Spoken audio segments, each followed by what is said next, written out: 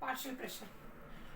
Partial pressure एक ऐसा concept है जो आपको एक्सप्लेन करने वाला है अबाउट द गैसियस सिस्टम और लॉट। पार्शियल प्रेशर का कॉन्सेप्ट आप लोगों को सॉल्यूशन चैप्टर के अंदर देखने को मिलेगा। अब अगर बात की जाए तो पार्शियल प्रेशर का मतलब क्या होता है, एग्जाम्पल से बताती हूँ। सपोज हमारे पास एक बीकर है और ये है हमारे पास एक क्लोज्ड सिस्टम, ठीक है, ये रहा क्लोज सिस्टम। क्लोज सिस्टम के अंदर क्या है, क्लोज सिस्टम के अंदर हम लोगों ने डाला हुआ है, सपोज हमने डाला है NaCl और उसके साथ वाटर डाला हुआ है। हम लोगों का सोल्यूशन जो है वो NaCl प्लस वाटर का सोल्यूशन बनाया हुआ है। अब जो बच्चे या फिर जिन जिनको इक्विलिब्रियम के बारे में थोड़ी सी भी नॉलेज है उसका मतलब बता देती हूँ मैं कि यहाँ पर क्या होता है ना, जो लिक्विड स्टेट होता है, लिक्विड स्टेट किसी भी क्लोज सिस्टम में लिक्विड स्टेट जो है वो गैसियस सिस्टम के साथ इक्विलिब्रियम में एग्जिस्ट करता है। मतलब इसका जितना भी लिक्विड है वो मतलब जिसका जो लिक्विड प्रेजेंट है वो गैसियस में कन्वर्ट हो रहा है और गैसियस वापस लिक्विड में कन्वर्ट हो रहा है। क्लोज सिस्टम के अंदर ये इक्विलिब्रियम हमेशा मेंटेन रहता है। अब यहाँ पर पार्शियल प्रेशर का क्या मतलब है, ध्यान दो। तो यहाँ पर क्या हो रहा है, सोडियम क्लोराइड सोल्यूट है, आई कंप्लीटली अग्री सोल्यूट है, बट सोल्यूट की वजह से भी कुछ ना कुछ तो पार्शियल प्रेशर बनेगा ही बनेगा। ऐसा थोड़ी है कि पार्शियल प्रेशर बनेगा ही नहीं। तो क्या होगा यहाँ पर कंडीशन, NaCl की वजह से जो भी प्रेशर बन रहा है उसको हम कहते हैं PNaCl, ठीक है। और प्रेशर ऑफ H2O की वजह से जो भी प्रेशर बन रहा है उसको हम कहते हैं P ऑफ H2O। तो पार्शियल का मतलब होता है किसी एक की बात कर रहे हैं और प्रेशर का मतलब होता है उसकी गैसेस की वजह से जो प्रेशर एक्सर्ट हो रहा है लिक्विड के ऊपर, that is called as pressure.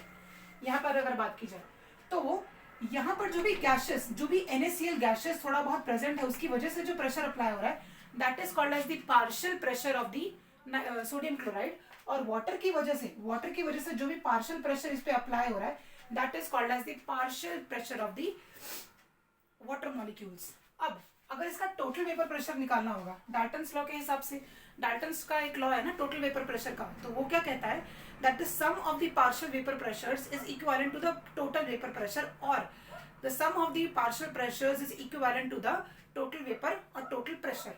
तो अगर मुझे P टोटल निकालना पड़ेगा, यहाँ पर सपोज किसी ने बोला कि P टोटल निकाल के दो, तो P टोटल के लिए क्या करेंगे, P of NaCl plus P of H2O। ये एक्सप्लेन करता है Dalton's law of partial vapour pressure. तो पार्शियल प्रेशर का मतलब इतना है that the pressure applied by the gaseous system of any of the components, किसी भी कंपोनेंट का ले सकते हो, A ले सकते हो, B ले सकते हो, सोडियम क्लोराइड, वाटर, एसीटोन, जो भी चीज उस पर्टिकुलर कंटेनर में प्रेजेंट है उसमें से किसी एक की वजह से जो प्रेशर अप्लाई हो रहा है किसी भी कंटेनर या फिर जो लिक्विड है वो पार्शियल प्रेशर कहलाएगा। अगर आप दोनों के पार्शियल प्रेशर्स को प्लस कर दोगे तो वो आपको देगा टोटल वेपर प्रेशर। अब अगर बात की जाए तो ये तो एग्जाम्पल के तौर पे समझा ही दिया मैंने, लेकिन इसका एप्लीकेशन क्या है, एप्लीकेशन इंपॉर्टेंट है। तो पार्शियल प्रेशर का एप्लीकेशन है रिगार्डिंग दी हेनरीज लॉ और पूरा का पूरा राउल्स लॉ इसी पे बेस्ड है।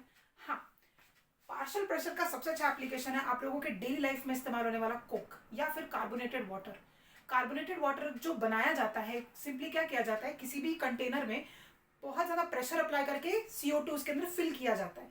कोक के अंदर भी सेम सिस्टम होता है। तो वहां पर पार्शियल प्रेशर का क्या काम है ये समझना है। तो जितना पार्शियल प्रेशर होगा उतना ही उसका मोल जो है, उतना ही उसका मोल फ्रैक्शन जो है उसके अंदर इंक्लूड होगा। हेनरीज लॉ क्या कहता है, partial pressure is directly proportional to the mole fraction. ये 1 ले लो, तो जितना प्रेशर अप्लाई किया जाएगा उस गैस का उतना ही उसका मोल फ्रैक्शन अवेलेबल रहेगा नीचे वाले कंटेनर में। That is the reason why even सारे देखो जितने भी आप ब्रांड्स के नाम ले लो सबके टेस्ट थोड़े थोड़े डिफरेंट होते हैं। That is all because of the difference in the, पहली बात तो difference in the formula that they are using, और there can be also difference between the carbon dioxide that they are adding. So difference in the carbon dioxide is going to change the taste also. The reason is because जितना pressure ज्यादा होगा उतना ही क्या होगा, CO2 की solubility बढ़ेगी उस particular solution में। वैसे ही यहाँ पर मोल फ्रैक्शन बढ़ेगा उसका और उसी की वजह से टेस्ट में एनहांसमेंट या चेंजेस आते हैं। फैक्टर्स क्या इफेक्ट करेंगे इस चीज को, पार्शियल प्रेशर को कौन कौन से फैक्टर्स इफेक्ट करते हैं, मैं लिस्ट दे देती हूँ। पहला फैक्टर जो इफेक्ट करेगा दैट इज ऑब्वियसली टेम्परेचर। जहां पर आपको समझना है कि कौन सा ये फैक्टर इफेक्ट करेगा वहां पर टेम्परेचर तो इफेक्ट करता ही करता है, आपको पता है। अच्छा, एक एग्जांपल के तौर पे समझाती हूँ, बहुत इजी एग्जांपल है। कोक अगर बाहर से लेकर आते होगे, पहले कभी तो भी लेके आए होगे, तो सपोज एक कोक की बोतल को हम लोगों ने फ्रिज में रख दिया और एक कोक की बोतल को हम लोगों ने क्या किया, रूम में रखा हुआ है, नॉर्मल टेम्परेचर, रूम टेम्परेचर पे। 10 दिन बाद अगर नोटिस करोगे ना तो रूम टेम्परेचर का जो कोक रहेगा उसका टेस्ट है वो डिटेरियोरेट हो जाएगा as compare to the coke kept in the fridge. The reason is temperature difference. Temperature की वजह से क्या होता है ना, पार्शियल प्रेशर जो है वो डिक्रीज होता है। टेम्परेचर बढ़ता है तो पार्शियल प्रेशर डिक्रीज होता है। This is also one of the reasons, major reasons why गर्म पानी, जैसे ही कोई इंडस्ट्री गर्म पानी अगर रिलीज करती है रिवर्स में तो क्या होता है, वहां के फिशेस मर जाती हैं। क्यों? क्योंकि जब पानी गर्म होता है ना तो क्या होता है, उसके अंदर जो ऑक्सीजन डिजॉल्व होती है वो पार्शियल प्रेशर की वजह से उसके अंदर डिजॉल्व है, लेकिन उसका पार्शियल प्रेशर कम होता है तो डिजॉल्व ऑक्सीजन क्या होती है, वो बाहर आ जाती है। Now those fishes are not getting the required oxygen for the survival and that is why they die. तो ये एप्लीकेशन है पार्शियल प्रेशर का। टेम्परेचर बढ़ाओगे पार्शियल प्रेशर क्या होगा, डिक्रीज होगा। उसके अलावा क्या हो सकता है, वॉल्यूम। ठीक है, वॉल्यूम तो बहुत ही ईजी है। अब वॉल्यूम किस पे, सोल्यूट, यहाँ पर सोल्यूट की बात चल रही है। ठीक है, तो अगर किसी भी कंटेनर की बात की जाए, देखो कंटेनर है, इसके अंदर सिर्फ और सिर्फ वाटर था पहले, तो पूरा का पूरा ऊपर जो पार्शियल प्रेशर बना हुआ था वो सारा का सारा वाटर की वजह से बना होगा। अब क्या कर रहे हो तुम, अब आप लोग क्या कर रहे हो, इसके अंदर कोई ना कोई सोल्यूट डाल रहे हो। सोल्यूट को अलग कलर से डिनोट करती हूँ मैं ताकि समझ में आए। सपोज ये सोल्यूट डाला जा रहा है, ठीक है, तो सोल्यूट क्या करेगा, सोल्यूट पहली बात तो सरफेस एरिया पे इफेक्ट डालेगा, यहाँ पर सरफेस एरिया थोड़ा सा कवर कर लेगा। अदर देन दैट सोल्यूट ये भी काम कर सकता है कि सोल्यूट क्या करेगा, यहाँ के जो वाटर मॉलिक्यूल्स है उनको गैसेस में कन्वर्ट ही नहीं होने दे रहा है। गैसेस में कन्वर्ट नहीं होने दे रहा है तो उसका क्या हो गया, पार्शियल प्रेशर क्या होगा, डिक्रीज होगा, जिसकी वजह से एक कॉलिगेटिव प्रॉपर्टी निकल के आती है, that is called as relative lowering of vapour pressure due to addition of solute. तो वॉल्यूम ऑफ सोल्यूट स्पेसिफिकली अगर बोले तो जितना वॉल्यूम ऑफ सोल्यूट बढ़ेगा उतना ही पार्शियल प्रेशर ऑफ सॉल्वेंट क्या होता है, डिक्रीज होता है कंपैरेटिवली स्टार्टिंग से। देन उसके अलावा क्या है हमारे पास, number of moles of the gas. तो नंबर ऑफ मोल्स, अब ये तो डायरेक्टली हेनरी लॉ के हिसाब से ही है, बता देती हूँ।